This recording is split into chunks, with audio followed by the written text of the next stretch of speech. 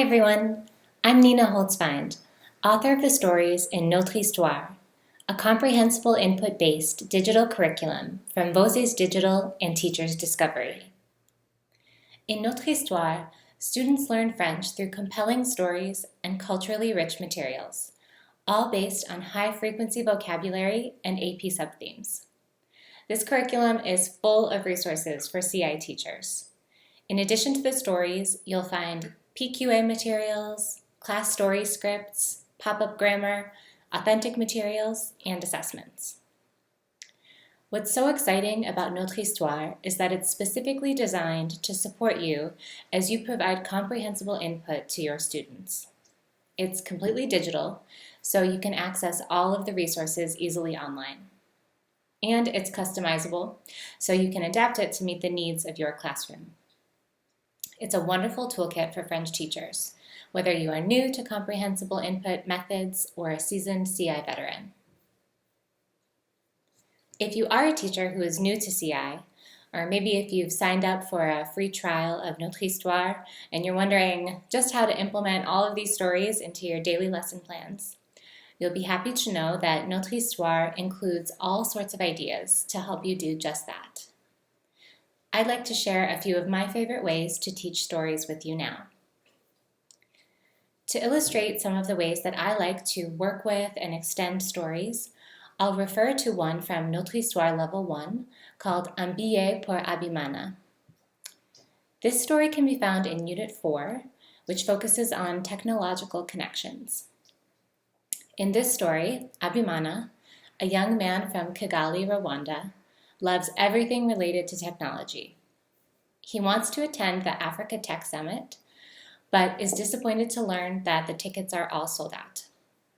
The story highlights some of the ways that technology is used in the Francophone world, and we as the readers get to see how Abimana responds to this situation.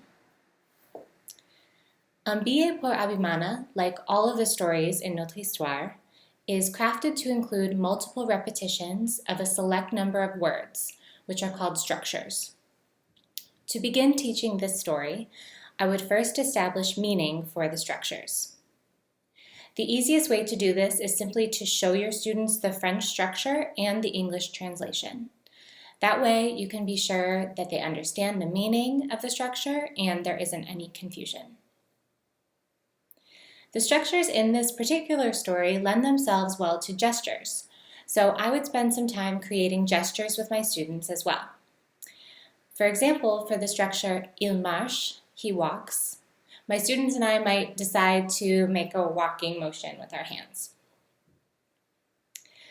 The next thing I would do would be to read Un billet pour Abimana aloud to the class, or play the audio of a native French speaker reading the story, which is included in the curriculum. I would either project the story onto a screen or print out copies for my students so they could follow along. Also, if your school provides access to devices, students could read along online as well. I would read slowly and encourage students to perform the gestures that we created as they come up in the story. Okay, so now that we've established meaning, created gestures, and read the story aloud, what's next? Luckily, CI teachers and experts have come up with so many different ways to extend stories and provide additional comprehensible input. Here are 3 of my favorites. The first way is to use student actors.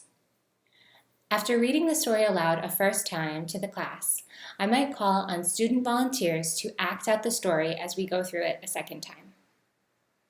Again, I would read slowly, encourage all of the students to perform the gestures, and coach my student actors as they act out the story. This time around, I may also pause to pepper in some yes, no, either or circling type questions to provide additional input and check for comprehension. The second way I like to extend stories is to do an activity called Listen and Draw. For this activity, I would read aloud sections of Un billet pour Abimana and ask the students to show that they understand by drawing the scene. You could choose to either keep the story projected on the screen at this point or ask students to simply listen to the text as you read it. Of course, with this activity, stick figures are totally acceptable and even encouraged. You're not interested in grading students on their art skills. You just want to see that they understand the text. I might collect these drawings and use them as a quick comprehension check, or I might have the students keep them as a way to recycle the story in a later lesson. The third way I love to encourage students to interact with a story is to do a dictation.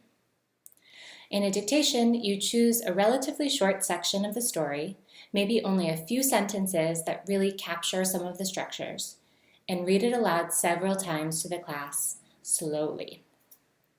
As you read, your students listen closely and copy down what they hear in the target language. Dictations are a wonderful way to help students begin to link the sound of the words with the way they look on paper. After copying down the dictation, I might either ask the whole class to do a choral translation, or I might ask each individual student to write out the translation in English. That way, I would be able not only to see how well the students are able to transfer the sound of the language into written form, but I would also have the chance to see how much of the language they actually understand. These are just a few of the many, many ways that you can implement and extend the stories in Notre Histoire in your classroom. I hope these examples have been useful for you, and I hope that you give Notre Histoire a try. If you have any questions, feel free to leave a comment, and I'll be happy to help in any way that I can. Merci et à bientôt.